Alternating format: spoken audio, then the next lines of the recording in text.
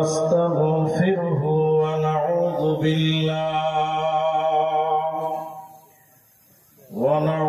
بالله من شرور أنفسنا ومن سيئات أعمالنا من يهده الله فلا مضل له ومن يضلل فلا هادي له وأشهد أن لا إله إلا الله وحده لا شريك له وأشهد أن محمدا عبده ورسوله أما بعد فقد قال الله تبارك وتعالى بسم الله الرحمن الرحيم قل إن الموت الذي تفرون منه فإنه ملاقيكم ثم تردون إلى عالم الغيب والشهادة فينبئكم بما كنتم تعملون.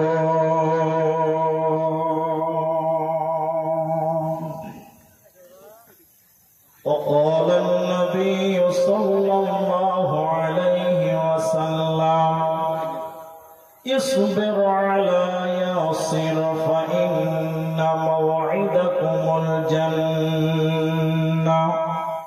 أو كما قال عليه الصلاة والسلام.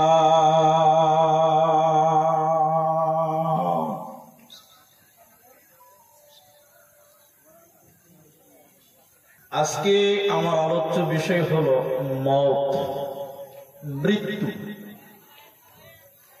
পৃথিবীতে বিভিন্ন বিষয়ে ইখতিলাফ আছে, মতবিরোধ আছে, মতনৈক্য আছে। শুধু পাবলিকের মধ্যে, মুসলিমদের মধ্যে নয়, আলেমদের মধ্যে অনেক বিষয়ে মতনৈক্য আছে। আছে না নাই? হ্যাঁ না বলুন।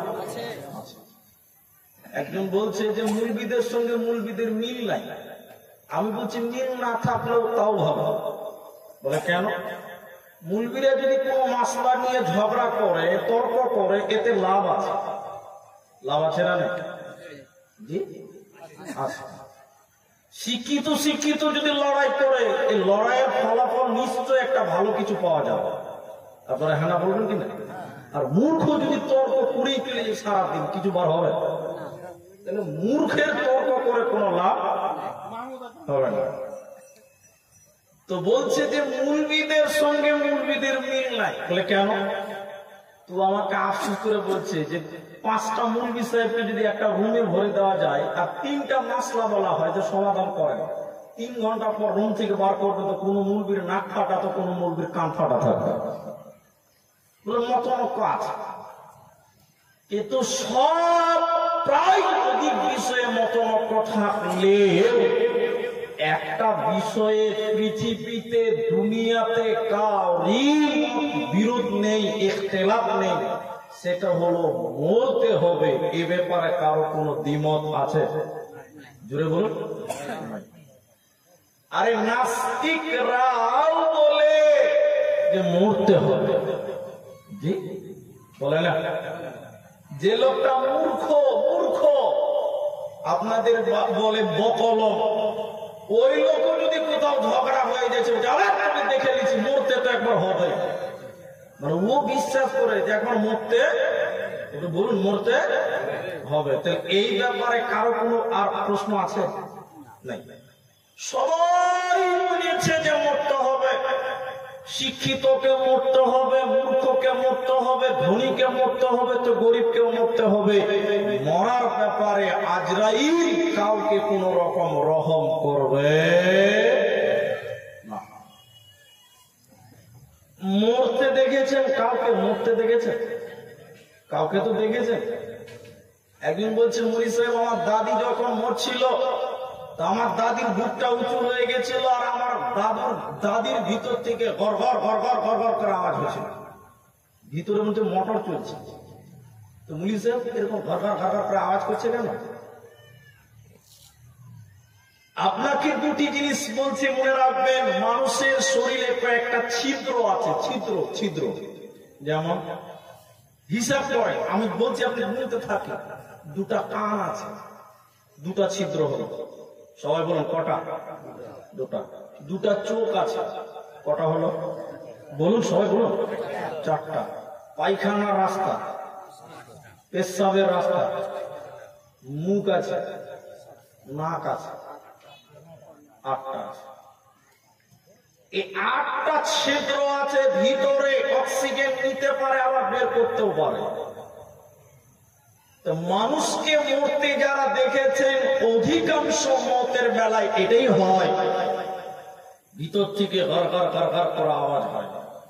কেন হয়? কেন হয়?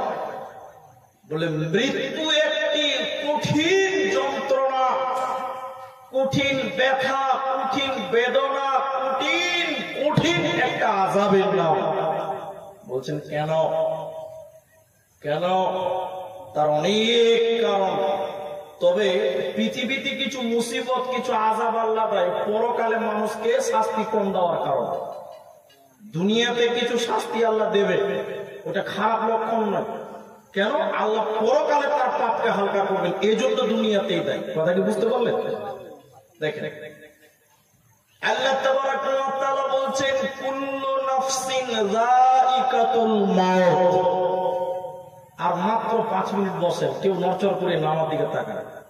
কুল্লু মানে প্রত্যেক, নাফসুন মানে আত্মা, যায়িকা মানে হলো চাকা, চিখা চিখা।